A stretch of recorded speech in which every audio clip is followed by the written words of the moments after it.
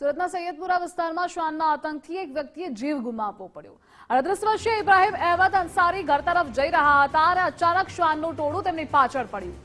જીવ બચાવવા ઇબ્રાહિમ ઝડપથી દોડ્યા, પરંતુ અચાનક પડી જતા માથું રોડ પર વાગ્યું।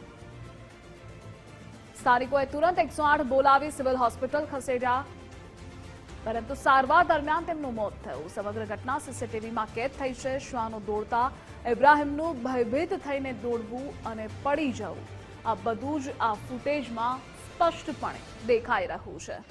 અને આ મુદ્દે સંવાદદાતા રાકેશ જોડાયેલા છે। રાકેશ, સુરતના સૈયદપુરા વિસ્તારમાં શ્વાનના આતંકથી વ્યક્તિએ જીવ ગુમાવ્યો। બિલકુલ, શહેરના જુદા જુદા વિસ્તારોની અંદર રખડતા શ્વાનોનો આતંક છેલ્લા ઘણા સમયથી હાલ ચાલી આવ્યો છે અને સામાન્ય પ્રજા ઉપર હુમલો કરવા કે પછી તેની પાછળ દોડવું એ સામાન્ય બાબત બની ગઈ છે। પરંતુ આ શ્વાનના આતંકના કારણે સુરતના સૈયદપુરા વિસ્તારમાં રહેતા એક 38 વર્ષીય ઇબ્રાહિમ અંસારી નામના યુવકે પોતાનો જીવ ગુમાવ્યો છે।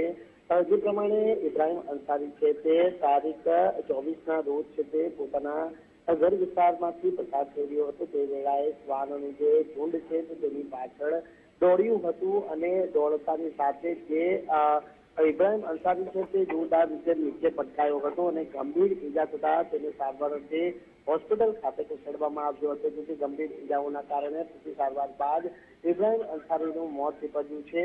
પરંતુ હાલ જે પ્રમાણે શ્વાનનો આતંક છે સીસીટીવી કેમેરામાં પણ કેદ થયો છે। જે સીસીટીવી કેમેરાની અંદર શ્વાનનું ઝુંડ ઇબ્રાહિમ અંસારી પાછળ દોડતું છે તે હાલ નજરે પડી ગયું છે। જ્યારે પાલિકાની લસીકરણ અને ખસીકરણની જે કામગીરી છે તે યોગ્ય ચાલી રહી છે, તેની આ જાતિ વાસ્તવિક તસવીરો સામે આવી છે કે માત્ર રસીકરણ અને ખસીકરણની કામગીરી કાગળ સીમિત રહી ગઈ હોય તે પ્રકારની પ્રતિતિ છે તે હાલ થઈ રહી છે।